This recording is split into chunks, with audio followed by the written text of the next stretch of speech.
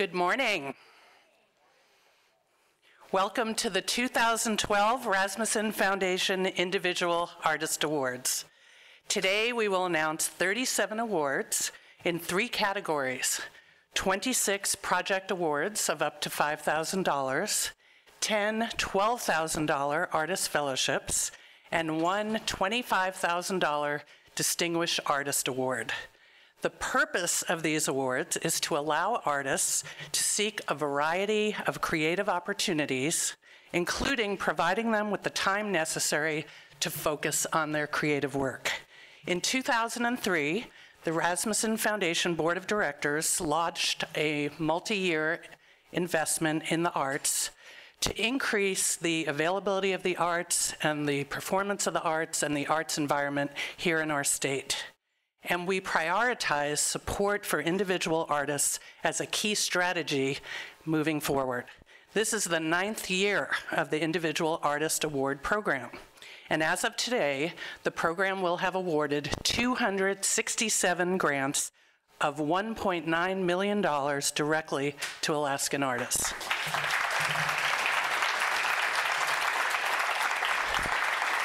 Winning artists are allowed to reapply for an award after 3 years. And this year, 305 applications were reviewed by an esteemed panel of national leaders in the arts and artists. These panelists were incredibly impressed with the quality of work, the diversity of the work, and the distinct voice of Alaskan artists. With me to help give today's awards are 2 members of the Rasmuson Foundation Board of Directors, Kathy Rasmuson and Linda Leary.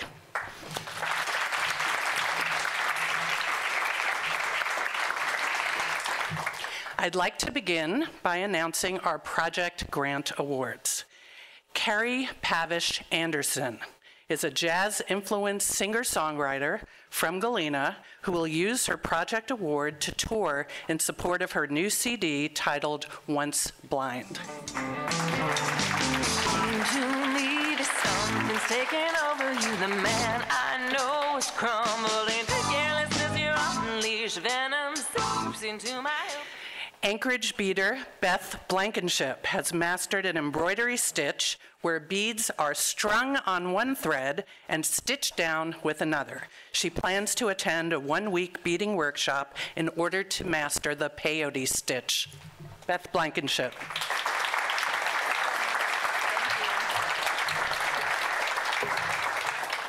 Slavik Boyechko is an Anchorage-based artist who found that filmmaking was the medium that encapsulated all of his artistic interests. He will attend a workshop on documentary filmmaking. Slavik.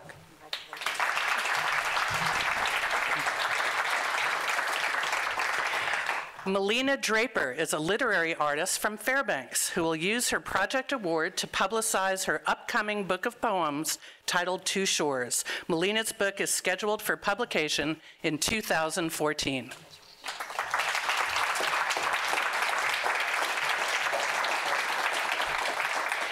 Ashley DUROSS from Petersburg is a visual artist whose work explores the relationship between light and shadow on physical structures. Her project award will support upcoming solo shows in Fairbanks and Anchorage. Ashley DUROSS.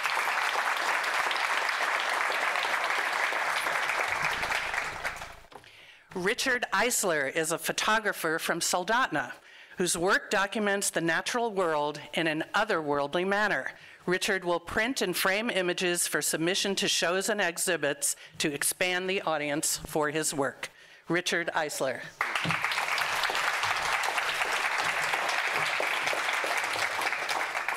David GERARD is a cabinet maker by trade with a passion for making stringed instruments. His studio in Homer is not just a space for creating, but also a space for learning where young students make their own instruments. David will purchase tools to properly outfit his workspace.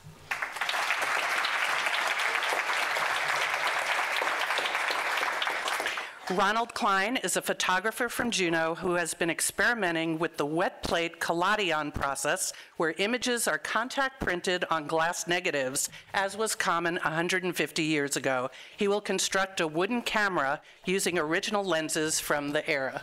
Ronald Klein.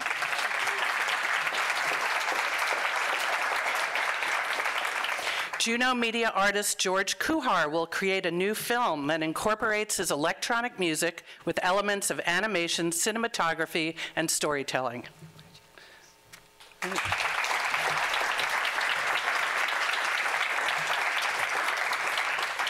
Kristen Link is a natural history artist from McCarthy who will travel into the Wrangell St. Elias National Park and Preserve to create a sketchbook of the area's flora, fauna, and geology.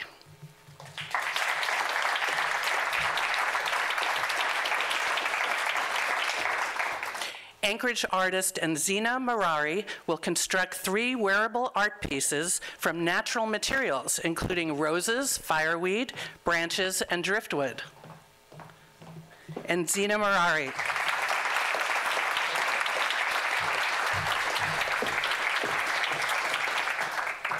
Andrew Michael from Anchorage creates contemporary masks from stone, wood, metal, and glass. He will outfit his workshop with tools and supplies so he can produce larger pieces and expand his use of diverse materials. Andrew Michael. Thank you.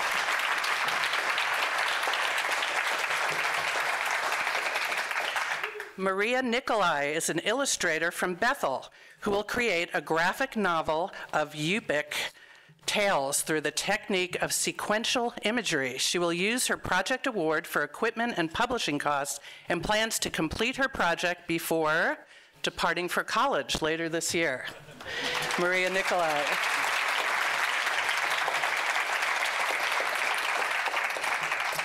TRACY OPHEIM is a folk artist from Kodiak who works with baleen and ivory, carving them into intricate replicas of boats and other forms. With his project award, TRACY will construct a workshop where he can focus on his work.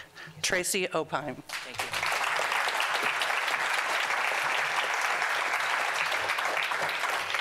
Cynthia Ritchie is an Anchorage-based writer whose byline has been seen in virtually every newspaper in Alaska. Cynthia will research her next book. This is Cynthia's 2nd Individual Artist Award. Cynthia Ritchie.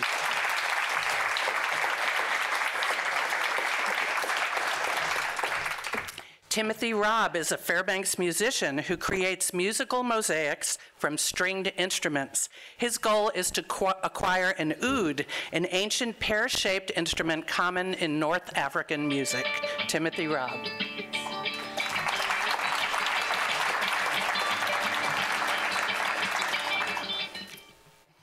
Maddox Roach is a literary artist from Unalakleet who will research and draft a novel about the abandoned village of Igavik and its reindeer herding and subsistence heritage. Maddox Roach.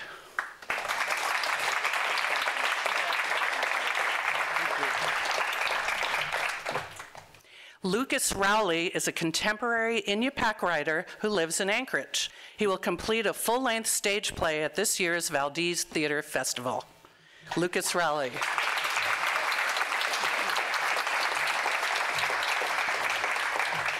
Mark Tetpon is a carver living in Anchorage who's been working with his father since he was 9 years old. He will be purchasing tools and materials to support the creation of new work. And I don't believe Mark is with us today. Is that right?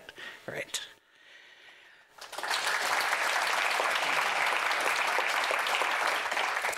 David Walker is a creator of wearable art who primarily works in wood veneers. He recently constructed a garment named The Beast in the Beauty, which is a personal tribute to all women living with cancer. He will enter the garment into the internationally acclaimed World of Wearable Art Show in New Zealand later this year. This is David's 2nd Individual Artist Award, and he lives in Juneau.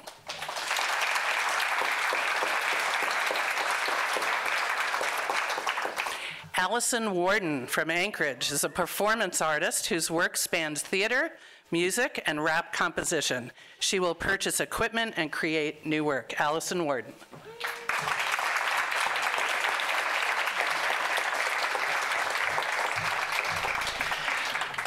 From Ketchikan, TEAGUE WHALEN is a singer-songwriter whose work features an eclectic blend of American folk, blues, country, rock, and jazz. TEAGUE will purchase recording equipment to create live and studio recordings of his music.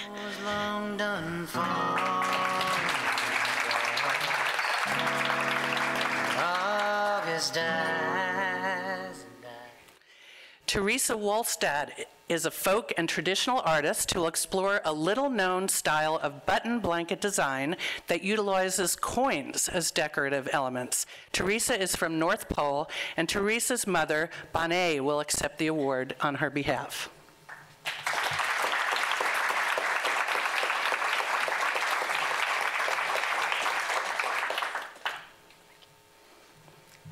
We have 3 project awards, additional awardees who are not able to be here today. They are Robin Davis, a Juneau-based actor and performing artist, Meg Mackey, a singer-songwriter from Anchorage, and Adam Schiesel, a photographer from Esther. Let's hear it for all of the project award winners.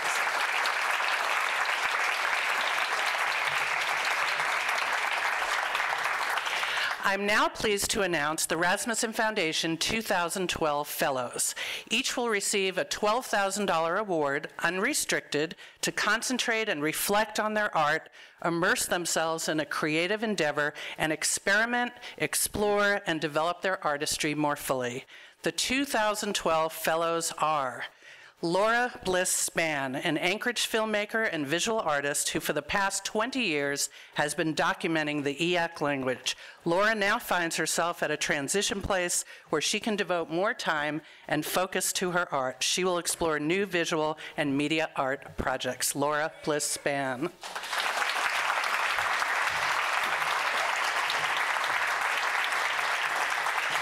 And actually, many years ago, I believe, Laura, you were the first grant award ever given by the Rasmuson Foundation for a film project. So, yeah, okay.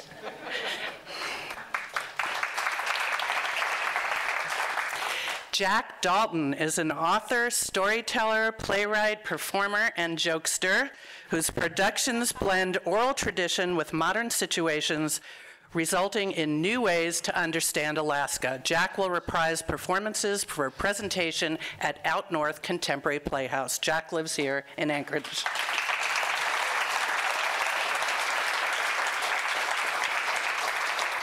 Brendan Harrington from Kodiak says he's been splitting his time between art and commercial fishing for as long as he can remember. After graduating art school, Brendan moved to Berlin but grew homesick for Kodiak sea and mountains, and he has sketched, photographed, and painted scenery along Alaska's coastline from southeast to Attu Island. He plans to explore interior Alaska and visit old military and mining towns and take in the landscape as summer turns to fall. Brendan Harrington.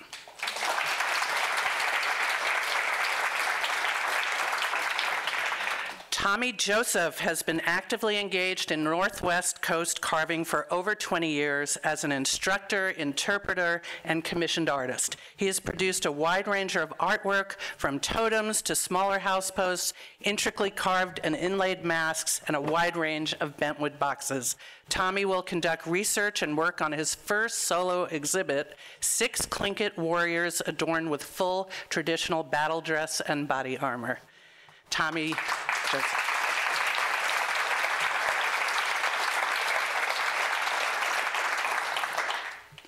In his application, Deka Chin Maynor wrote that he identifies himself as a cross-cultural man, both Tlingit and American hippie.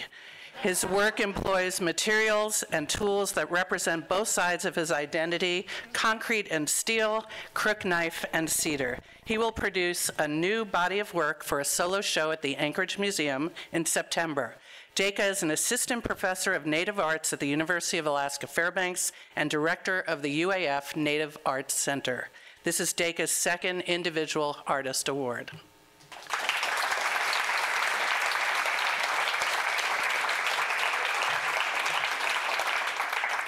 KARINA MOELLER delivers her message of women's strength and cultural pride with jazzy compositions and vocals that move seamlessly from chants to chanteuse.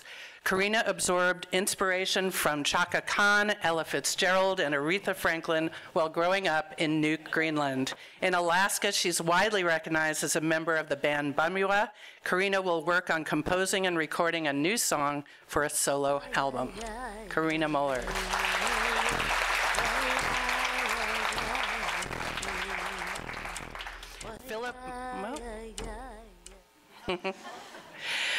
Philip Munger is a composer who writes music that is accessible and melodic, yet explores timely social and environmental issues of Alaskans. He's committed to writing music that can be performed by youth and community ensembles. He plans a new orchestral work based on the February 1945 speech given by Tlingit civil rights leader Elizabeth Paratovich. Phil lives in the Mat-Su, and this is his second Individual Artist Award.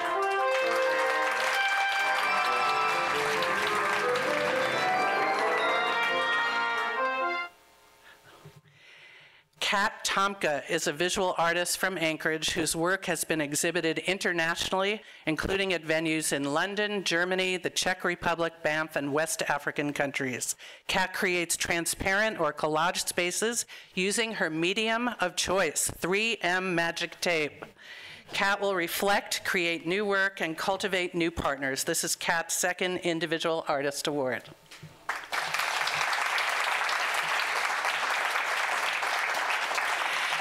We have two fellows who unfortunately couldn't be with us today, and they are Sonia Keller-Combs, a mixed media artist living here in Anchorage, and Morris Palter, a percussionist from Fairbanks. Let's appreciate all of the winners.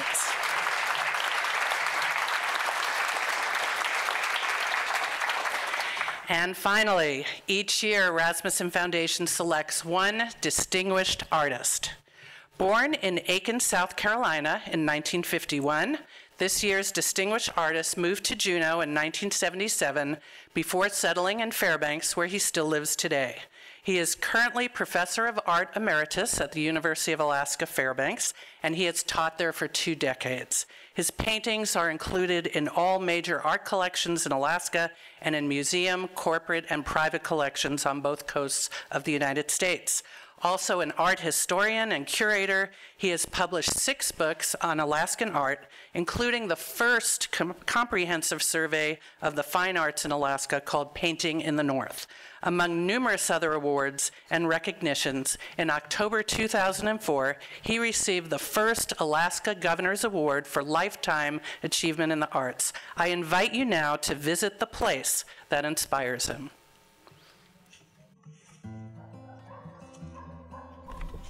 You can go right out here in these woods and you can find birch trees that are completely dark, some that are almost completely white, a whole range of pinks and yellows and blues and violets, and some of them grow straight, some of them grow crooked, and they have, since I started painting them 34 years ago,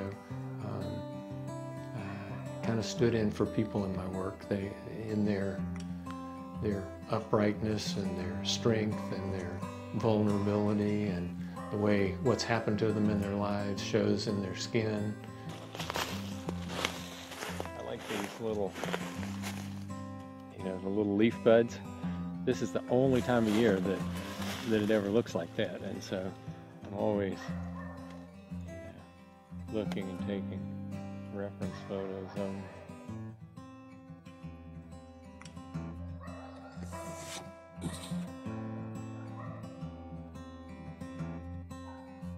I end up painting these wounds a lot. I think they're very interesting, often really sensual, where they've been scarred by rabbits chewing on them early in life, and as they've grown, the scars, move on up with them. It's just like people's skin.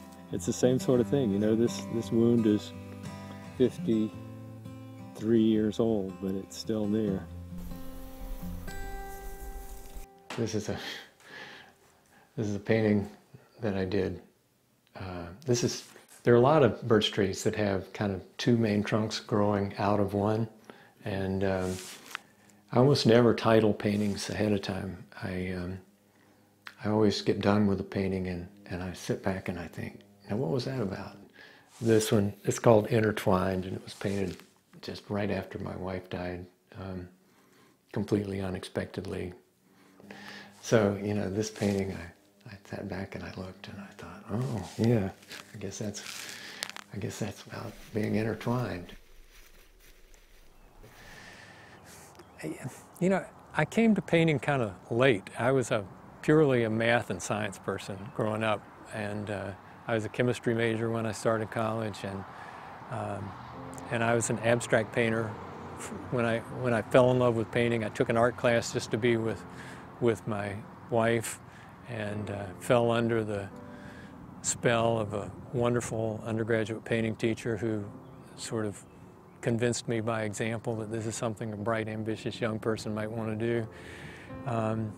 And it was also kind of the first thing I'd ever done in my life that I was pretty sure I could never do. And I think that was part of the attraction. And there's still a lot of days when I think that. I mean, many, many days when I think that. I end up making paintings of skies in near the equinoxes in March and September. I almost never, I never know until I go up in my studio what I'm going to paint. It doesn't do me any good to decide what I'm going to paint, because it is surprisingly, especially for an obsessive person like me, kind of out of my control. To me, this painting is absolutely bereft. It comes from the part of winter when you think spring will never come again. It shows me how a painter can make grief visual. And to me, it's a hard painting, it's a difficult painting, and it's a very beautiful painting. He was and is principally an abstract painter. And if you look at any Kess painting, it remains an exploration of color and shape. They are at the close-up level, there are always color field questions going on in Kess's paintings. Kess told me once that he thought he walked about 6 miles in the course of making the painting, from being up close and really working on it as a color field question, and then walking back to see what the bigger composition was going to be. I guess what he does is he sees the beauty in things, small things, details, that the average person just kind of glosses over, doesn't realize is there until it gets pointed out to him in a painting. And that's what art is all about, isn't it? Yeah. I think that Kess's work around the state has had a lot to do with Kess's desire to make a world where art could thrive. By the time I met Kess, he was retired, but in a way, he's never stopped being a teacher. I know that I learn a lot from him. To the painter standing half a brush length away, this canvas becomes the world. Ridges of true red crashing into violet, devastating and creating continent, basin, range. The messy precision of making love in all its glory, and beaver dam confusion, purposeful, passionate, a matter of survival, each chewed trunk living, then giving life beyond its own.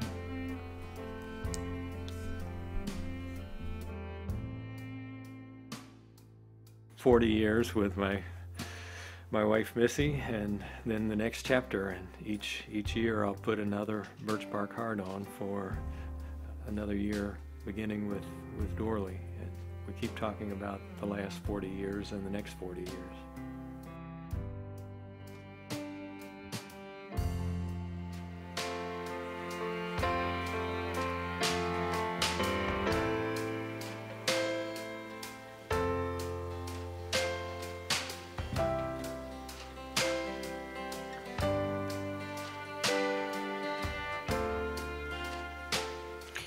Ladies and gentlemen, the 2012 Rasmuson Foundation Distinguished Artist Kess Woodward.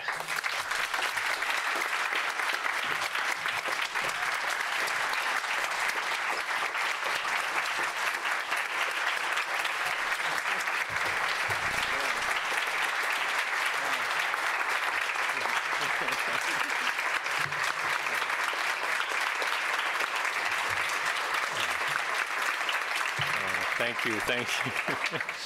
I'm embarrassed and overwhelmed. I am seldom at a loss for words. When Jason and Diane called me a couple of months ago to tell me about this, I was completely shocked, completely surprised, totally overwhelmed, and that hasn't faded in the least.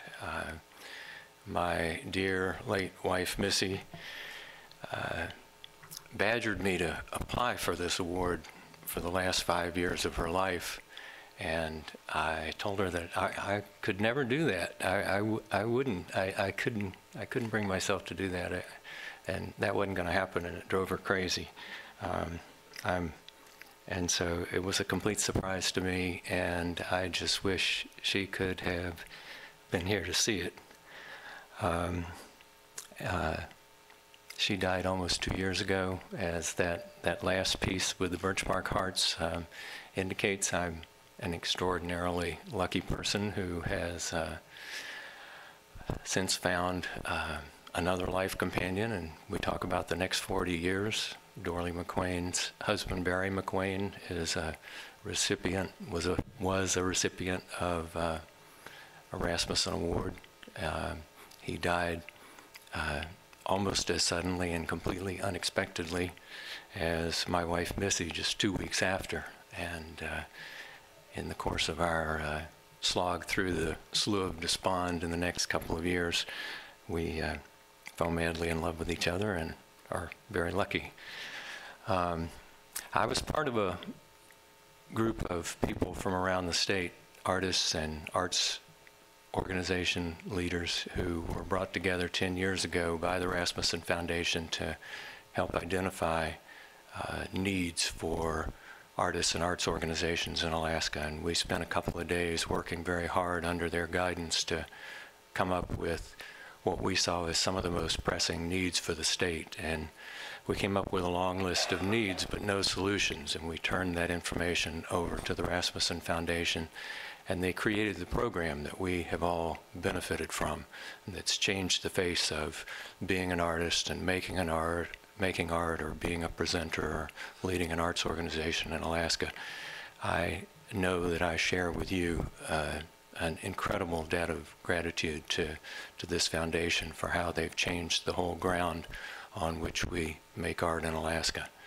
I'm grateful and overwhelmed with this award, and keep hoping that this thing, which I thought when I started doing it at age 19 I'd never be able to do, one day I'll be able to get right.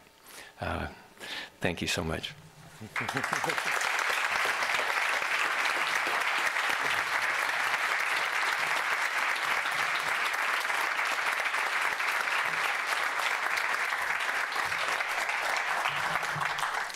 Well, I'd like to thank all of you for coming today and for supporting these artists in their endeavors. Our next deadline for the Individual Artist Award Program will be March 1st, 2013, and we'll begin accepting applications on January 1. Before we move into the lobby for some refreshments, I'd like to introduce Rasmussen staff member Jason Smart, the architect of today's event and the whole process. Jason Smart.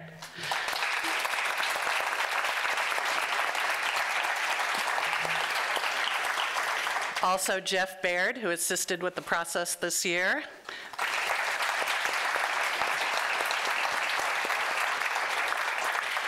And then I'd like to introduce Cassandra Stalzer and Charity Summer, who pull together these great events for the Rasmussen Foundation. They're in the back.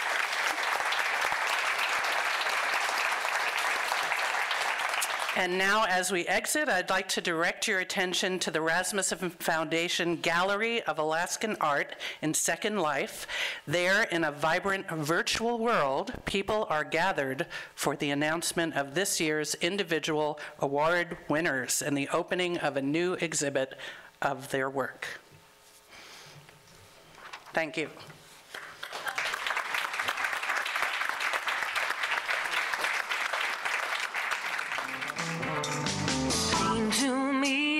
Something's taking over you. The man I know is crumbling to carelessness. You're unleashed venom. seeps into my helpless veins. I don't understand what you would hope to gain.